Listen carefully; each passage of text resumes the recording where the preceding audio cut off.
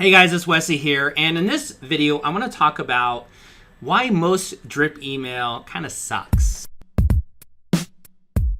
So I'm checking my mail and I get emails from other agents and stuff because I end up on these lists, and what I'm noticing is just like how most the drip email out there just is flat out really bad.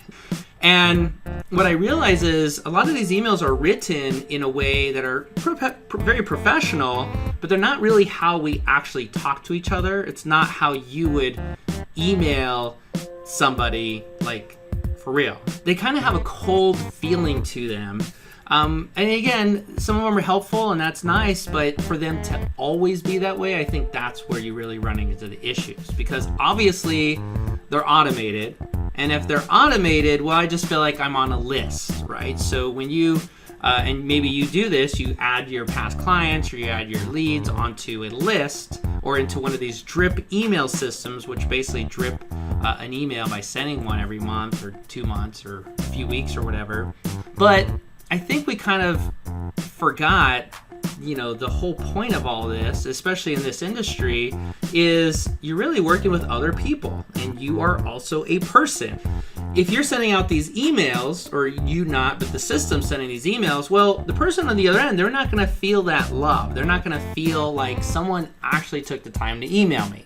As automation and artificial intelligence and all these things are going to be growing, you have to think about how so many people will be using that and falling to that as default. So how do you separate yourself while still using this type of technology, but separate yourself from everyone else who's talking like a bunch of robots? First, you got to stop trying to be perfect. Think about how it should sound like a human. So when those emails are going out, it should actually feel like somebody, a human, typed them, not like a official letter. What you want to do is actually use short, very, very short personal emails. I'm going to show you some examples that actually have a chance of creating a reply. So someone may actually read your email and reply to it, because not replying it, they'd feel kind of like a jerk, right? So here's some on my computer, if you take a look here.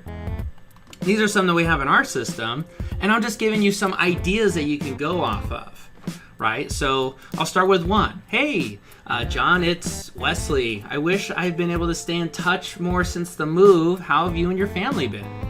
That's it, right? So something short, something sweet. That would be something like to a past client. Hey, Wesley, it's Wesley. Or it's John Smith. I have some news I want to share with you. Can I call you today? What time would be best? Now, what is that news? I don't know. You got to figure out what's that news that you could share with them. I'm sure you have something going on in your life that you could share with them. I was driving in your neighborhood today. Maybe I can stop by and visit you and your family next time. I was in your area. Hey, have you seen what's selling? I think you'd find that pretty interesting. Give me a call. Reply. Let me know. Text me back. Whatever the call to action is. So anyway, as you can see, we have quite a few of these. Oh, this one I like. Hey, I'm hosting a dinner for my favorite clients in the next few weeks. I'd love for you to come. Family is welcome. Let me know if interested.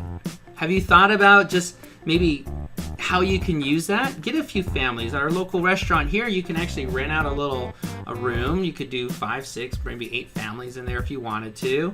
And, it would cost a few $100, but think about the connections you're going to have from that dinner, right? And a lot of people are going to say no. So if you think about it, you're going to gain from all the people who thought, wow, that was so nice of him to invite me.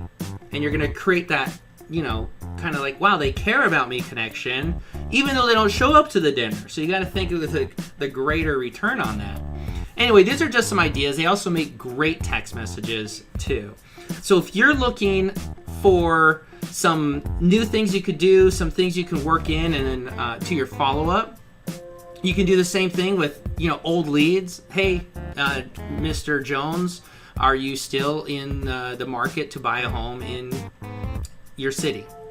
Plain signature, plain email, no template, just straight out like you wrote the email. Now you can use these in automations as well. You can do them manually, whatever you prefer. But the whole idea is now they have a personal feeling to them. you start thinking in a human to human way and how you can change your communications to kind of put that out there. Now, if you're looking for an easier way to follow up, you and use a system like what we have here. All the messages are already pre-written. You don't want to come up with any of that or work on any of that, and you like that, great. I'd love to have you as a client. But if not, whatever you're using, hopefully you can use these strategies. But if you do like this, check out our website, theultimatefollowupmachine.com, to learn more about the system. Again, that does all this for you.